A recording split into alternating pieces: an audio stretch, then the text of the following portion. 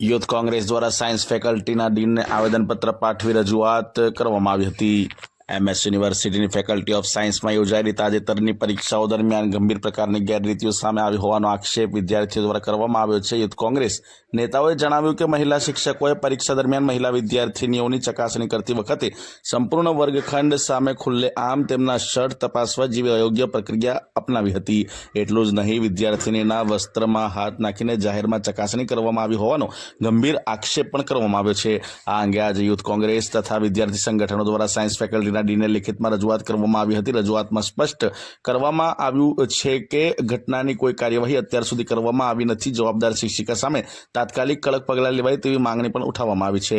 Youth Congress તેમજ વિદ્યાર્થી સંગઠનોએ ચેતવણી આપી છે કે જો 24 કલાકની અંદર કાર્યવાહી નહીં થાય તો સાયન્સ ફેકલ્ટીમાં તાલાબંધી કરવામાં આવશે તેમજ ડીનનું પુતળું જે છે તે પણ દહન કરવામાં આવશે તેવી વિદ્યાર્થીઓએ ચીમકી ઉચ્ચારી હતી। લોકોને કરવા જ પડશે સસ્પેન્ડ।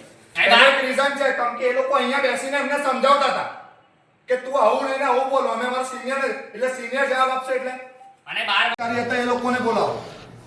એમના ઉપરના હેડ જે પેલા શીતલ એમ કરી છે ને એમને પણ બોલાવો। એમને એવું આપી છે ઓથોરિટી કે તમારે આ રીતે વર્તન કરવાનું। એ એવું કહે છે કે મારા ઉપરના લેવલના અમને એવું કીધું છે કે આવી રીતે ચેકિંગ કરવાનું। આમાં નહીં ચલાય। અને એટલું બી યાદ રાખજો કે અમે આ મેટર અહીંયા ક્લોઝ નહીં કરી। જો મને 24 કલાકની અંદર કાલના 2 વાગ્યા સુધી સાહેબ જો અમને કોઈ નિર્ણય આનો ના મળ્યો તો અહીંયા હમણાં ખાલી 20-25 છે, એના 2025 થતા વાર નહીં લાગે। ના પૂછાય કે આપણે કેવી રીતે તપાસ હજુ બી તમને તમારા ટીચર સાચા લાગતા હોય તો તમે ખોટા છો સાહેબ। હવે તમારે કોઈ એક્શન લેવા પડશે સાહેબ। હવે તમારે જોવા સાંભળ્યું આ છોકરી આઈને કહી દીધું ને કબૂલે છે આ એક પ્રકારનું રેગિંગ થયું છે। તમે આવી રીતે ચૂપચાપ ના બેસી રહો, કોઈને કોઈ એક્શન લેવા પડશે તમારે। રેગિંગ જ છે। આજે મહિલા શિક્ષિકાએ કર્યું છે, કાલે કોઈ જૈન શિક્ષક કરશે। તમે કોઈ એક્શન નહીં લો તો કાલે બીજા શિક્ષકો કરશે। અને આજે નહીં, આ 24 કલાકમાં ડિસિઝન આજે આવશે। આ છોકરી એવી છે કે હિંમત વાળી છે, બીજું કોઈ હોય આત્મહત્યા કરે એની જવાબદારી કોની? વિદ્યાર્થી જોડે વાત કરી કે આ નહોતી એ અલગ હતા, પણ અમે જેમના માટે સાહેબ એવું તો મેં બી ડમી ઊભું કરી શકું છું અહીંયા। હું ડમીની વાત નથી બાબા, સમજો। હું કહું છું ને આની જોડે હમણાં પહેલી વાર મળું છું એમ તમે કેવું કરો છો? એટલે તમે તમે નથી કહેતો કે તમે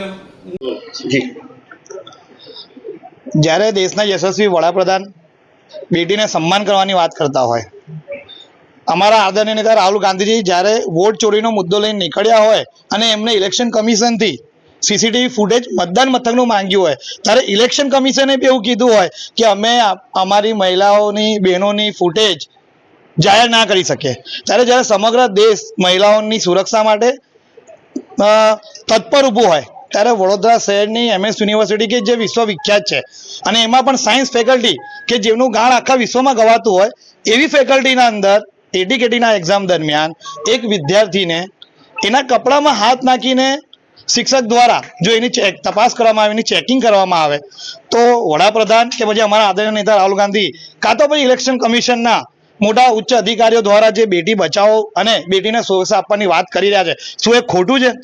જો વડોદરા શહેર જ્યાંથી વડાપ્રધાન પ્રથમ વખત દેશના વડાપ્રધાન બનવા માટેનું ઇલેક્શન લડ્યા અને આજ વડોદરા એમને ચૂંટીને મોકલ્યું અને બેટી માટેના સન્માનની વાત આજ વડોદરાથી શરૂ થઈ, ત્યારે આજ વડોદરાની અંદર આવી રીતે એક વિદ્યાર્થીને જોડે ભર ક્લાસના અંદર એને આબરૂ લેવાની, ક્યાંક ને ક્યાંક એને શર્મસાર કરવાની ઘટના જે ઘટી છે એ તદ્દન ખોટી છે।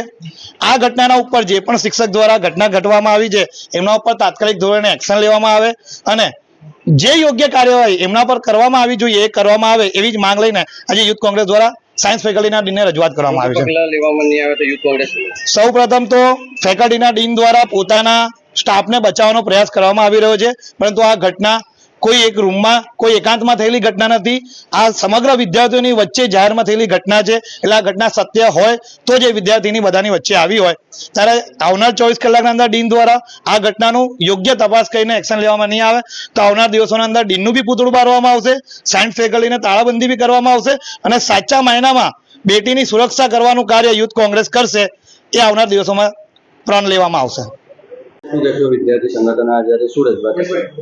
વિદ્યાર્થીઓ સંગઠનની રજૂઆત મેં સાંભળી છે, બરાબર છે। વિદ્યાર્થીની જે વિદ્યાર્થીની સાથે આ ઘટના બની છે, કારણ કે એકથી વધારે, કારણ કે એના એક્ઝામિનેશન પ્રમાણે સ્કોડ આવીને વિદ્યાર્થીઓને ચેક કરતી જ હોય છે કે ચોરી કરતા હોય વિદ્યાર્થીઓ, ચોરી કરતા પકડતા હોય, એ અનફેર મીન્સ લાવ્યા હોય, એની ચેકિંગ કરવાની સત્તાઓ સ્કોડને હોય જ છે।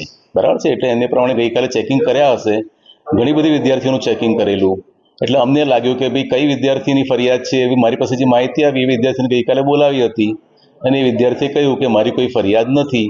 હવે આજે જે વિદ્યાર્થી આવે છે એમની સાથે મારે હમણાં પહેલી વાર આજે વાત થઈ છે અને વિદ્યાર્થીની ફરિયાદ છે, તો એ વિદ્યાર્થીની ફરિયાદ હું લઈ લઉં છું અત્યારે, બરાબર છે. યોગ્ય રીતે એની તપાસ કરવામાં આવશે. કોઈ ફેવરેટિઝમ કે કોઈને બચાવવાનો અહીંયા આગળ આશય જ નથી, બરાબર છે. જે કંઈ પણ ઘટના થઈ છે એ ઘટનાની યોગ્ય તપાસ કરવામાં આવશે, બરાબર છે. અને જે કંઈ પણ યુનિવર્સિટીના નીતિ નિયમો અનુસાર પગલાં લઈ શકાય એવું હોય એ પગલાં લેવામાં આવશે, બરાબર છે. પહેલામાં પહેલી વસ્તુ તો ગેરવર્તણૂક થઈ છે કે નહીં એ ઇન્વેસ્ટિગેશન થશે ને. વિદ્યાર્થીઓની રજૂઆત છે કે થઈ છે, બરાબર છે. એગ્રીડ. છોકરી કહે છે કે મારી સાથે ગેરવર્તણૂક થઈ છે, વિદ્યાર્થીઓની રજૂઆત છે કે ગેરવર્તણૂક થઈ છે, પણ તપાસ, કોઈ પણ ઘટના ઘટી હોય ઘટનાની તપાસ તો કરવી પડે ને. તપાસ કર્યા પહેલા કોઈ પણ એક્શન લઈ શકાય? ના લઈ શકાય, બરાબર છે. એટલે હું તપાસ કરવાની ખાતરી આપું છું, બરાબર છે. તપાસમાં નીકળશે તો શું કાર્યવાહી કરવામાં આવશે? તપાસમાં કંઈ પણ, ધારો કે તપાસની અંદર કંઈ પણ ખોટું થવાનું નીકળશે તો યુનિવર્સિટીના નિયમો અનુસાર કાર્યવાહી થશે, બરાબર.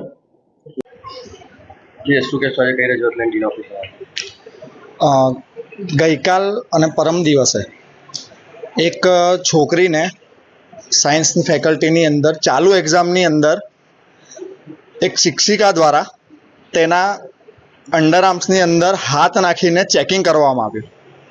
અને મારું કહેવું એટલું છે કે એ છોકરીને એવી રીતે ચેકિંગ કરવામાં આવ્યું તો એ કેટલી પ્રકારનું યોગ્ય છે. એની ઉપર શક હતો કોઈ પણ જાતનો તો તેને અલગ ક્લાસરૂમમાં કાં તો વોશરૂમમાં લઈ જઈને ચેક કરવાની હોય. આવી રીતે છોકરા છોકરીઓની સામે નહીં તો 100-150 છોકરાઓની વચ્ચે એને આ રીતે ચેક કરવામાં આવ્યું. એ છોકરીએ કાલ ઉઠીને કોઈ ઊંધું પગલું ભર્યું તો તેનું જવાબદાર કોણ? આજે કોને રજૂઆત કરવામાં આવી છે, શું જવાબ?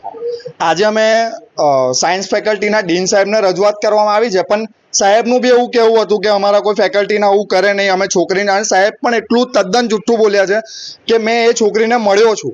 આજે એ છોકરીને રૂબરૂ કરાવી તો છોકરી એવું કહે છે કે ના, મને કોઈ મળવા નથી આવ્યું ને મેં એવું કીધું પણ નથી કે મારે કમ્પ્લેન નથી કરવી.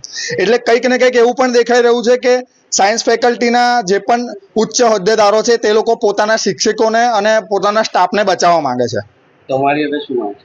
મારી માંગ એટલી જ છે કે શિક્ષક જે પણ હતા એના જેમને પણ આ કાર્ય કર્યું છે તે અને તેમને બચાવનાર એ બધાને સસ્પેન્ડ કરવામાં આવે.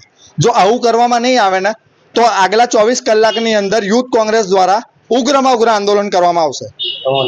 મારું નામ યશ રાજપૂત, રાવપુરા વિધાનસભા પ્રમુખ, યુથ કોંગ્રેસ.